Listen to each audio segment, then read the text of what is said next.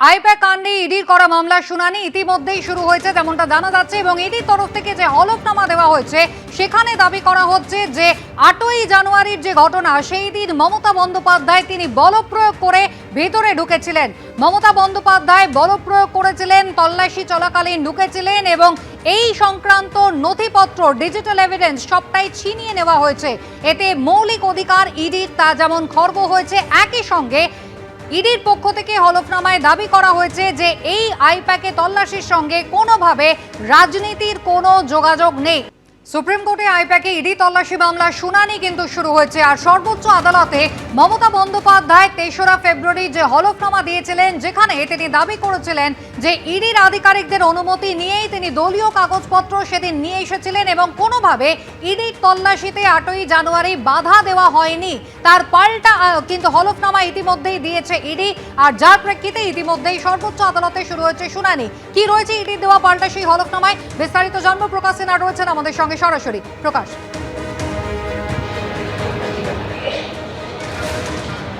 দেখো, আমরা দেখতে পাচ্ছি যে ইতিমধ্যেই শুনানি শুরু হয়েছে এবং আজকে দেখার বিষয় হবে যে ইডির তরফে যখন ইডির আইনজীবী সওয়াল পেশ করবেন তিনি কি বলেন। কিন্তু কয়েকদিন আগেই যে কাউন্টার অ্যাফিডেভিট পাল্টা হলফনামা যেটা ইডির তরফে জমা দেওয়া হয়েছে সেখানে ইডির তরফে একাধিক দাবি করা হচ্ছে। তুমি জানো, মাননীয় মুখ্যমন্ত্রী মমতা বন্দ্যোপাধ্যায় তিনি যে নিজের হলফনামা জমা দিয়েছিলেন সেখানে তিনি দাবি করেছিলেন যে কোনোভাবে প্রয়োগ করা হয়নি, অর্থাৎ আইপ্যাকের অফিসে বা প্রতীকজনের বাড়িতে গিয়ে তিনি যেদিন গিয়েছিলেন তিনি পোলাইটলি ইডি অফিসারদের সঙ্গে কথা বলেছিলেন এবং তাদের সঙ্গে কথা বলেই সেই ল্যাপটপ, মোবাইল ফোন বা নথি সেখান থেকে নিয়ে বেরিয়ে গেছিলেন। ইডির এই কাউন্টার হলফনামায় ইডির তরফে কিন্তু উল্টো দাবি করা হচ্ছে। তারা কিন্তু পুরো মমতা বন্দ্যোপাধ্যায় যে অ্যাফিডেভিটে যে দাবি করেছেন সেটাকে অসত্য বলছেন। ইডির তরফে বলা হচ্ছে যে প্রতীকজনের বাড়িতে প্রশান্ত চান্ডিল বলে একজন অফিসার, তার নেতৃত্বে তদন্ত চলছিল, তল্লাশি অভিযান চলছিল এবং মুখ্যমন্ত্রী মমতা বন্দ্যোপাধ্যায় সেখানে ফোর্সফুলি প্রবেশ করেন এবং তিনি একা নয়, একাধিক আইপিএস অফিসাররা, পুলিশ কমিশনারের নাম বলা হচ্ছে ডিসি সাউথ সেখানে ছিলেন এবং একাধিক পুলিশ অফিসাররা পুরো সেই বাড়ি ঘিরে রেখেছিলেন।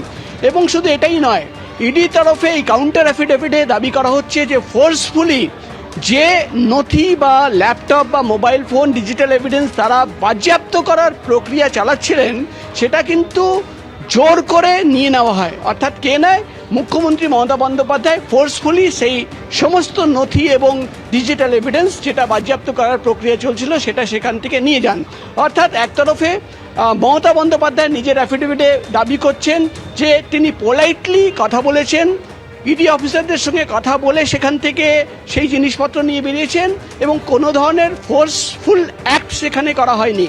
কিন্তু ইডি তরফে বলা হচ্ছে যে ফোর্সফুলি মমতা বন্দ্যোপাধ্যায় সেখানে গেছিলেন এবং সেই জিনিসপত্র নিয়ে বেরিয়ে গেছিলেন। আর ইডির তরফে কি বলা হচ্ছে এই কাউন্টার অ্যাফিডেভিটে? ইডির তরফে বলা হচ্ছে যে 20 কোটি টাকার হাওয়ালা ট্রানজ্যাকশন, কয়লা পাচারের তদন্ত করতে গিয়ে তারা জানতে পারেন যে 20 কোটি টাকা হাওয়ালা ট্রানজ্যাকশন হয়েছে এবং সেই টাকা কোথায় গেছে সেই সূত্র ধরে যখন তদন্ত এগোয় আইপ্যাকের নাম উঠে আসে এবং তারপরে ইডি তরফে সিদ্ধান্ত নেওয়া হয় যে আইপ্যাকের দপ্তরে এবং প্রতীকজনের বাড়িতে তল্লাশি অভিযান চালানো হয়। ইডির তরফে এই কাউন্টার অ্যাফিডেভিটে দাবি করা হচ্ছে যে তারা কিন্তু আইপ্যাকের অফিসে গিয়েছিলেন এবং আইপ্যাকের যিনি কর্ণধার প্রতীকজন তার বাড়িতে গিয়েছিলেন, কোনোভাবে তৃণমূল কংগ্রেসের কোনো অফিসে তারা যাননি এবং সেখানে গিয়ে কোনোভাবে তৃণমূল কংগ্রেসের কোনো পোস্টার, ব্যানার, হোর্ডিং বা সেখানে তৃণমূল কংগ্রেসের কোনো অফিস রয়েছে তার কোনো অস্তিত্ব কিন্তু সেখানে তারা পাননি। অর্থাৎ শুধুমাত্র আইপ্যাকের অফিস বা আইপ্যাকের কর্ণধার প্রতীকজনের বাড়িতে তারা গেছিলেন, কোনোভাবে তৃণমূল কংগ্রেস পার্টিকে টার্গেট করা হয়নি। অর্থাৎ কোনোভাবে পলিটিক্যালি মোটিভেটেড এই সার্চ অপারেশন ছিল না। ইডির তরফে কিন্তু কাউন্টার অ্যাফিডেভিটে এই দাবি করা হচ্ছে এবং সর্বশেষে ইডির তরফে যেটা বলা হচ্ছে যে সেদিন যেভাবে প্রতীকজনের বাড়িতে গিয়ে আইপ্যাকের অফিসে গিয়ে পুলিশ পুরোটা ঘিরে রেখেছে, প্রথমে লোকাল লেভেলের পুলিশ অর্থাৎ থানা লেভেলের অফিসাররা সেখানে চলে যান, তাদের কিন্তু ইডি অফিসাররা নিজের আই কার্ড দেখিয়েছেন, নিজের পরিচয় দিয়েছেন, সার্চ ওয়ারেন্ট দেখানো হয়েছে, তারপর ডিসি সাউথ চলে যান, তারপর পুলিশ কমিশনার নিজে পৌঁছে যান এবং তারপরেই সর্বশেষে মুখ্যমন্ত্রী মমতা বন্দ্যোপাধ্যায় সেখানে পৌঁছে যান। যেভাবেই গোটা ঘটেছিল সেদিন ইডির তরফে দাবি করা হচ্ছে এই কাউন্টার এফিডেভিটে যে তাদের ফান্ডামেন্টাল রাইটস লঙ্ঘিত হয়েছে, অর্থাৎ ফান্ডামেন্টাল রাইটস কাটেল করা হয়েছে।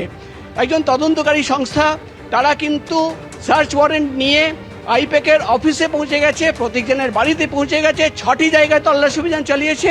তার মধ্যে 2টি জায়গায় যে ঘটনা ঘটলো এটা পুরোপুরি কিন্তু ইডি অফিসারদের ফান্ডামেন্টাল রাইটস কাটেল করা হয়েছে। অর্থাৎ একদিকে মুখ্যমন্ত্রী মমতা বন্দ্যোপাধ্যায় দাবি করছেন যে তিনি সেখানে একেবারে প্রকাশ, তুমি আমাদের সঙ্গে থাকো। শুনানি কিন্তু সর্বোচ্চ আদালতে ইতিমধ্যেই শুরু হয়েছে এবং এর আগে ইডির পক্ষ থেকে ঠিক কি অভিযোগ করা হয়েছিল?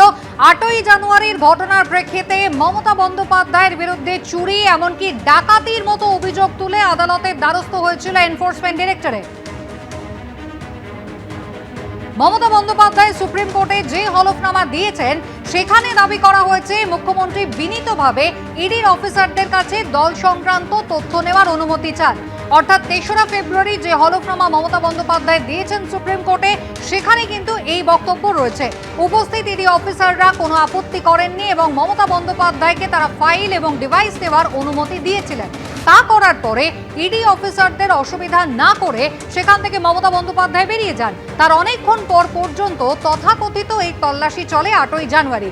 মমতা বন্দ্যোপাধ্যায়ের দেওয়া 3রা ফেব্রুয়ারির হলফনামায় এই দাবি করা হয়েছিল। মমতা বন্দ্যোপাধ্যায় 8ই জানুয়ারির যে আইপ্যাকের কর্ণধারের বাড়ি এবং অফিসে 2 জায়গায় যেখানে ইডি তল্লাশি চলছিল 2 জায়গাতেই পৌঁছে গিয়েছিলেন। সেখান থেকে বেরিয়ে এসে ঠিক কি দাবি করেছিলেন দেখুন। So my hard disk, phone, hard disk, all they are collecting and they have already attacked my IT office also. In fact, Sector 5, I am going there also. Did he raided my IT sector office to collect all of our party hard disk, the candidate list, the party strategy, the party plan. Is it the duty of the ED and Amit Shah? And he's taking away all my party documents. যখন অফিসে কেউ ছিলই না প্রায়, এবং তারা এসে আমাদের পার্টির সব ডেটা, সমস্ত ল্যাপটপ, সমস্ত আইফোন বা ফোনে যে সমস্ত স্ট্র্যাটেজি আছে ইলেকশনের, ইনক্লুডিং SIR আমাদের কাজ চলছে।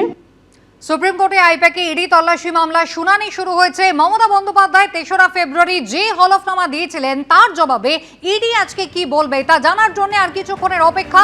8ই জানুয়ারির ঘটনা, যেদিন কয়লা পাচারের তদন্তে এসেছিল ইডি এবং সেই দিন তারা আইপ্যাকের কর্ণধার প্রতীক জানের লরেন্স স্ট্রিটের বাড়িতে এবং তারা পৌঁছে যায় গডরেজ ওয়াটারসাইড সেক্টর 5-এর আইপ্যাকের অফিসে এবং সেই 2টি জায়গায় ইডি যখন তল্লাশি চালাতে শুরু করে 2 জায়গাতেই পৌঁছে যান মমতা বন্দ্যোপাধ্যায়। সবুজ রঙের এই file, digital evidence, laptop, hard disk, mobile phone সমস্তটাই তিনি নিয়ে আসেন। মমতা বন্দ্যোপাধ্যায় কি দাবি করেছিলেন শুনলেন আপনারা।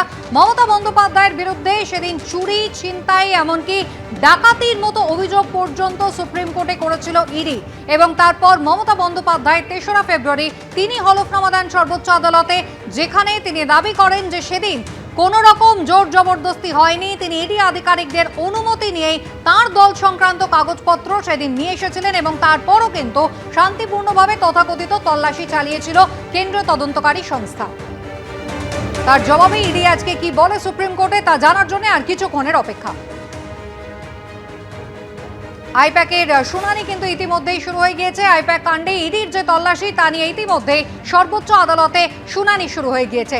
একদিকে চুরির অভিযোগ, অন্যদিকে ডাকাতির অভিযোগ, ছিনতাইয়ের মতো অভিযোগ যেমন করা হয়েছে, তেমনি পুলিশের উচ্চপদস্থ কর্তাদের বিরুদ্ধে ইডি আধিকারিকদের আটকে রেখে তাদের মৃত্যু ভয়, আঘাতের ভয় এইটাও দেখানো হয়েছিল, এমন অভিযোগও করা হয়েছিল ইডির পক্ষ থেকে হলফনামায়, যেখানে সেদিন রাজ্য পুলিশ এবং কলকাতা পুলিশের উচ্চপদস্থ আধিকারিকরা তারা সশস্ত্র অবস্থায় মমতা বন্দ্যোপাধ্যায়ের সঙ্গে ঢুকেছিলেন, এমন অভিযোগও কিন্তু ইডির পক্ষ থেকে করা হয়। এবিপি আনন্দ, এগিয়ে থাকে, এগিয়ে রাখে।